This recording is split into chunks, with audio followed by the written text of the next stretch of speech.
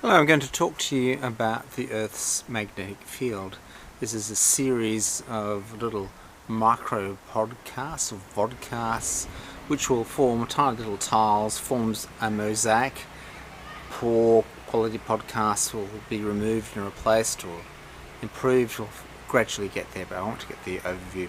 The Earth's magnetic field, very important thing, because that's really one of the earliest things that we sense that we're in a gigantic magnetic field. It's a magnetic field which all life lives in, and there's just many odd things to grind through to work out, to find your way around the magnetic field, find your way around magnetic field problems, get some names, some uses, general ideas about it. So the most amazing thing is that if I have a dipole magnet, a north and south pole, it's called a dipole, but there's actually no poles in it. There's no monopoles for it to be a dipole, but it is effectively a dipole, a loop current magnet, an Amperian magnet. So this is a magnet. So we actually don't believe that there is such things as monopoles. We actually only understand that if I form a current, I must form a magnetic field. The important thing is that from your north pole you draw a field line up and draw it from that north pole, the arrow going up, and it goes down to the south pole. Now so it goes to the south pole, so the arrows go to the south pole. Now if you actually look at the Earth, our north pole is where our magnetic field lines travel. So this is the mind-blowing thing, is that the actual north magnetic pole of the Earth, so the north pole of the Earth, which is magnetic, is actually in fact a magnetically south pole. That's why north compasses face towards it. It's a true, I think I'll have to research it. Many times it has got incorrect in exams, HSC exams, and many more teachers trying to, not realising this and just hammering students, telling them that they're stupid for thinking, hang on, I don't understand, my north compass is pointing towards the north pole, the north poles repel each other. It is in fact it's the actual south pole. Now of it there. Now the poles, the north and south poles, do not correspond to the geometric rotational, mechanical rotating spinning pole of the Earth, which is very fixed due to angular momentum conservation laws. The other things, because there's a magnetic dynamo electric circuits inside the Earth generating the magnetic field, sorry, that wanders with respect, and it's we've measured it over the past 200 years, possibly 200 years, and it has wandered through Canada, moving a little bit down into Canada, and then stripped right back up in moving fairly fast, a fairly fast pace outside to the actual rotational geometrical pole. And that gives us, I'll go into the reasons for that and what it looks like. And we essentially don't have like a magnet with a north and south pole, which is the actual south and north pole, south pole. It's not like a magnet inside the Earth and it's moving. It's a more complex, spongy beast. So the north pole is not exactly, if you put a line between the north magnetic pole and the south magnetic pole, it wouldn't go through the centre of the Earth, if that sort of makes sense. Now there's some terms that we have to get into. One is the inclination of the pole. And so if I have a compass, in fact if I have a needle on a magnetized needle on a string and hold it there, that needle will not orient like that, it will actually orient like that to the Earth's magnetic field. It will actually point downwards to the Earth's magnetic field. That's because the Earth's magnetic field really originates from the inner core, the outer core, the inner core, the outer core, the bottom third of the Earth is liquid and currents are growing in it. And so your magnet, we are actually sitting a fair distance, a few thousand kilometres above where the Earth's magnetic field has been generated, and so therefore it's got a lot of soil to go through. So down here in Sydney it's going down at this angle, and you have to go right up to the equator until it goes flat. So you can imagine if you're actually above the southern pole, so it's, I think the southern magnetic pole's up, possibly could even be in Chile. It can't be. I have to really think about that. I think it is actually in Chile. That area, around the area is the South Pole, and the compasses don't give you very much direction there. They tend to point downwards, but you know you're in your position because it's pointing down. So you get a second piece of information. So that's inclination. There's also declination. That is the map north and the distance between map north and where you are. And of course, obviously the declination is absolutely crazy if you walk around the actual North Pole, because if you could walk around your you want to point over there, and your compass needle is pointing haywire, and the declination is moving every so many degrees a year, or degrees a year. You know, the Australian military had this crazy numbering system where I think it was there's 400 grads in a circle, so you had to convert to grads and stuff like that. You read off your map and you would read it's at this angle, and they'd give you a formula to work out where it should be. And of course your old maps would be just hopeless. And of course the compasses that you buy can only work in a certain section. So I had a compass I bought a compass in the northern hemisphere. Okay, and so the declination was right around the opposite direction. So I took it down to Australia. I was leading this infantry group, and I led them straight onto the field.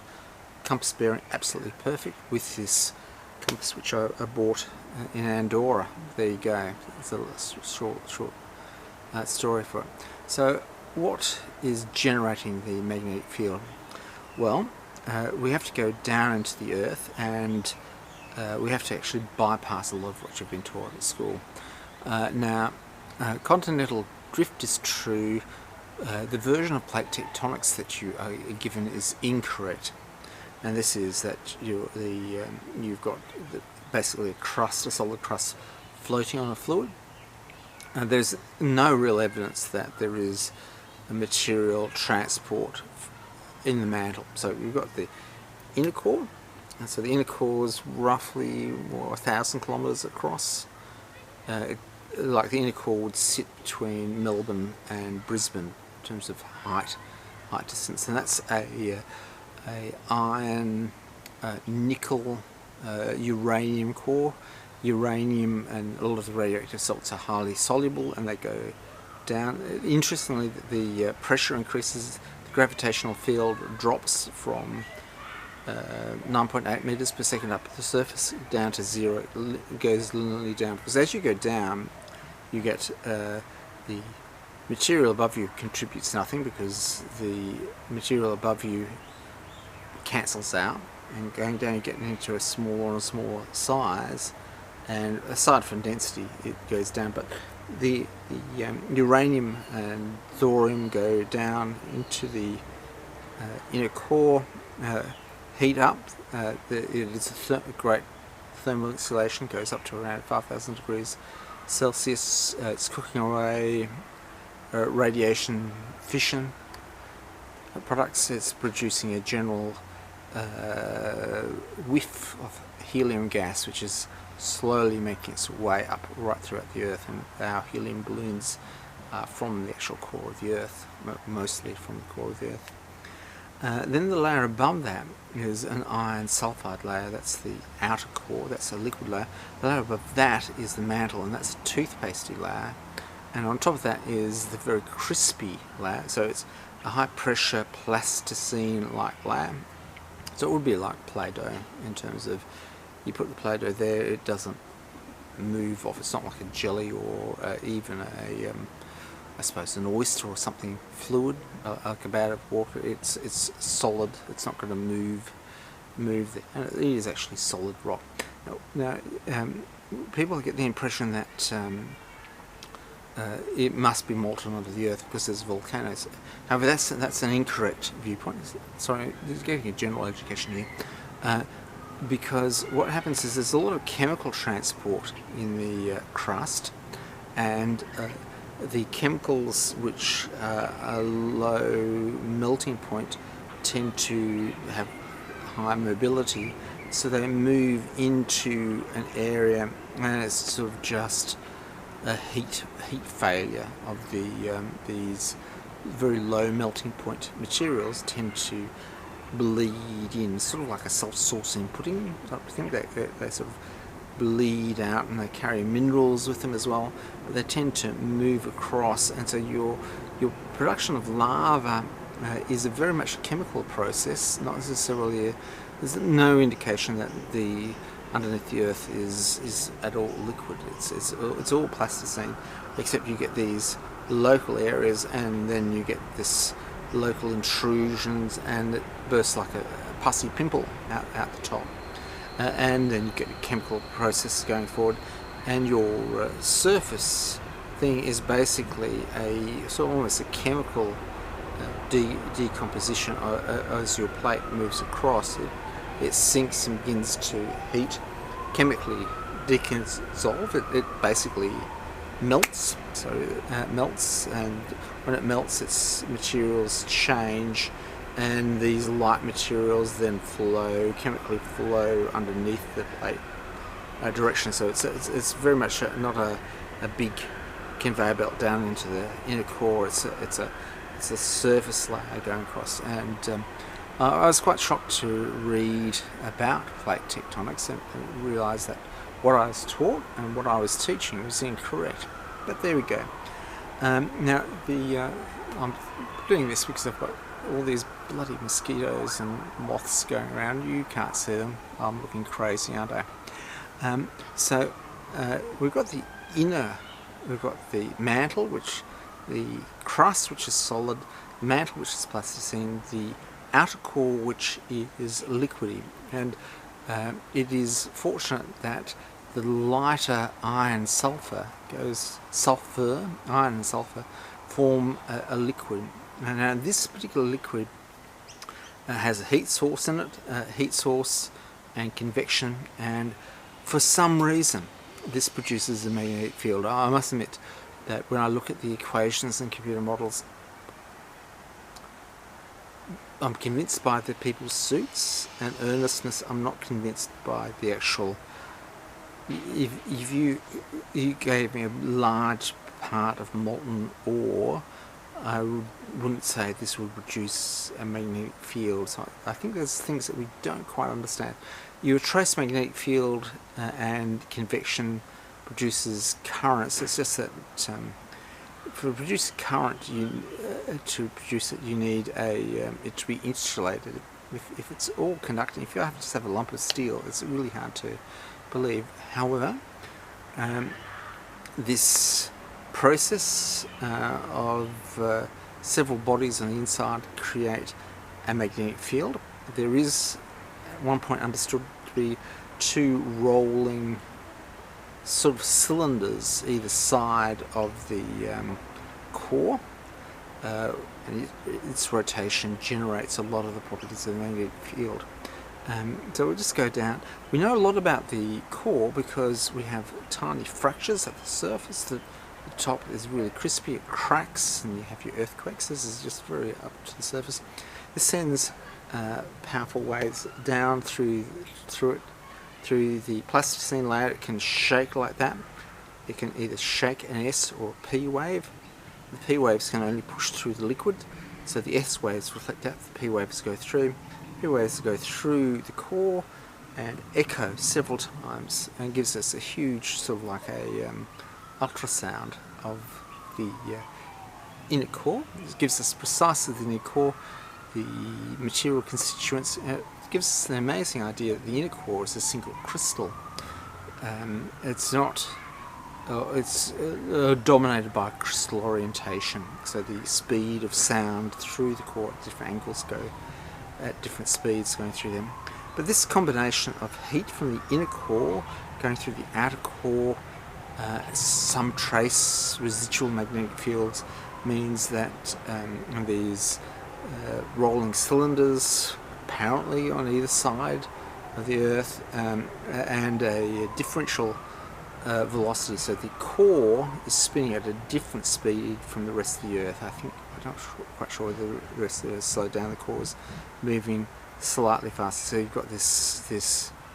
I find this really hard to believe, quite honestly, because if I have something in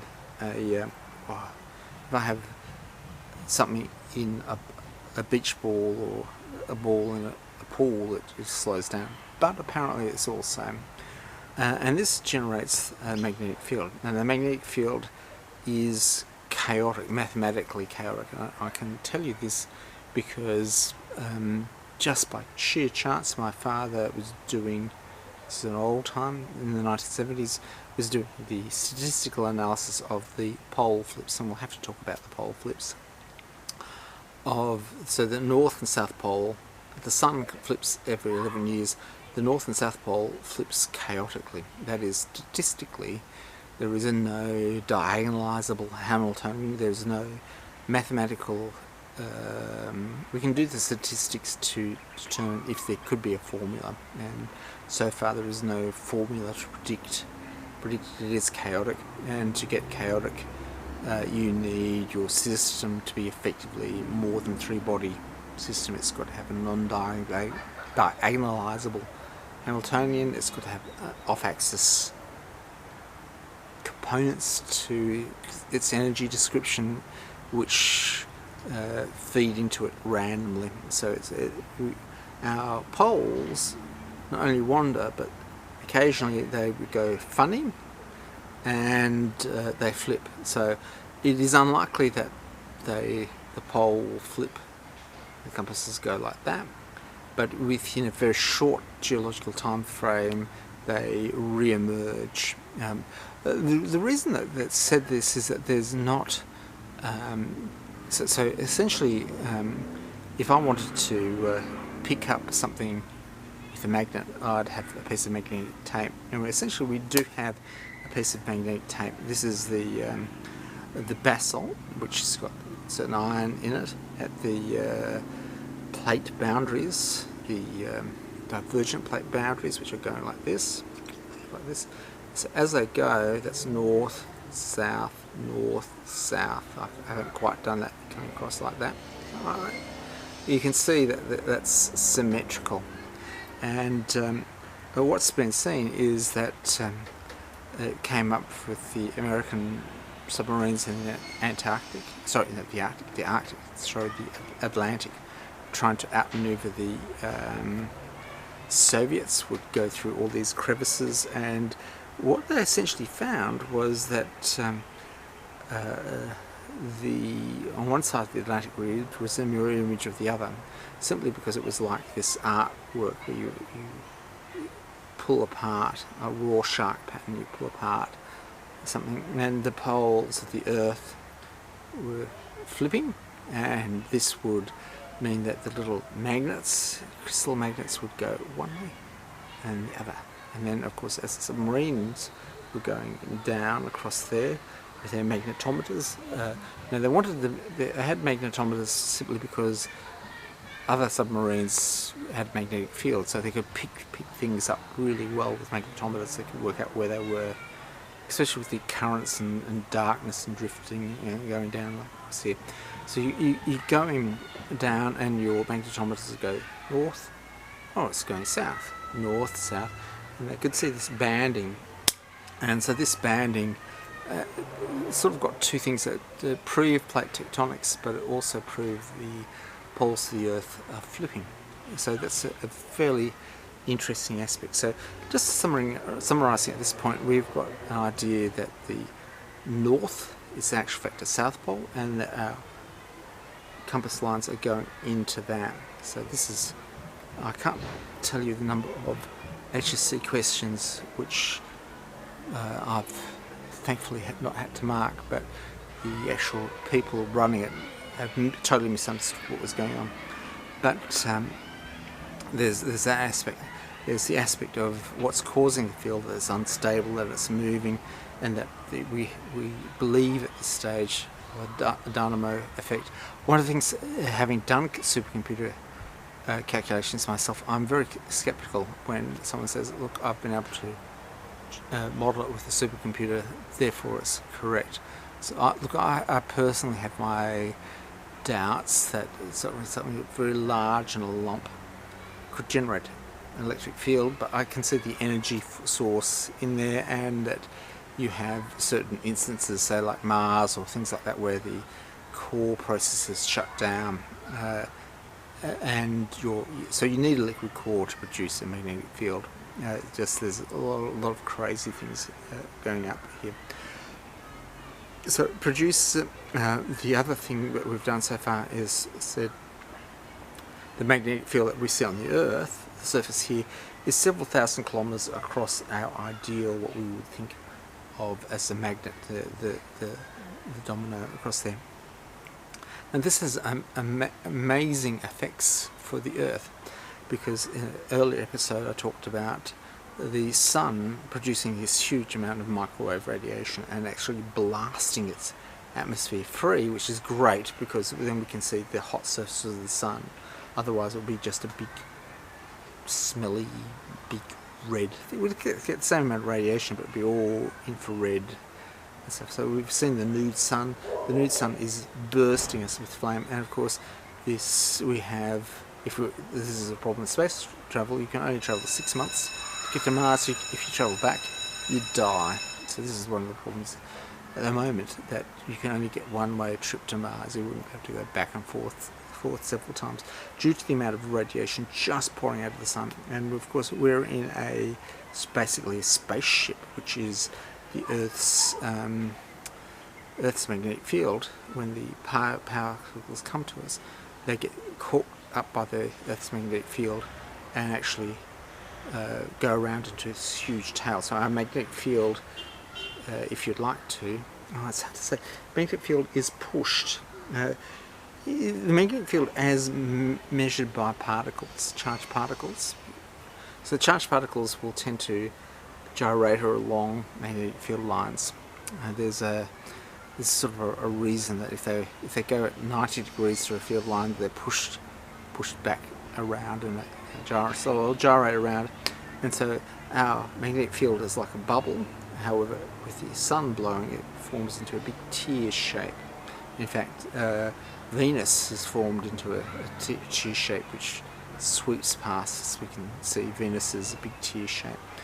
Mars basically wasn't able to have its magnetic field, and the sun has actually swept all the atmosphere away, that pressure. So that magnetic field has saved our atmosphere, has allowed life on Earth to exist. Now we go across to other crazy things, that the sun's magnetic field is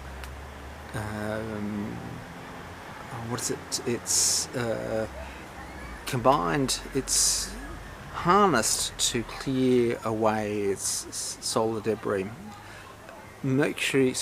Jupiter's a little bit different.